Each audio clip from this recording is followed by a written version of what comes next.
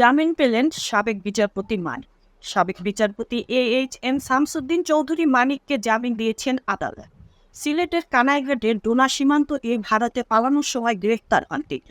আজ মঙ্গলবার 17 সেপ্টেম্বর সকালে সিলেটের অতিরিক্ত চিফ জুডিশিয়াল ম্যাজিস্ট্রেটের আদালতের বিচারক অঞ্জন ক্লান্তি তার জামিন মঞ্জুর করেন। তবে তার বিরুদ্ধে দেশের অন্যান্য স্থানে মামলা থাকায় কারাগারে পাঠানোর নির্দেশ দেওয়া হয়।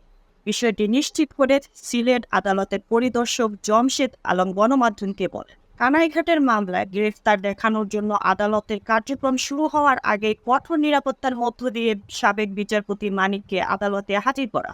এ সময় তার আইনজীবী আদালতে এই মামলায় জামিনের আবেদন করলে আদালত জামিনের আদেশ দেন। এর আগে গত 23 আগস্ট রাতে কানাইঘাট উপজেলার ডোনা সীমান্ত দিয়ে ভারতে পালিয়ে যাওয়ার সময় শামসুদ্দিন চৌধুরী মানিককে আটক করে বিজিবি। পরদিন শনিবার 24 আগস্ট সকালে তাকে কানাইঘাট থানায় হস্তান্তর করা হয়।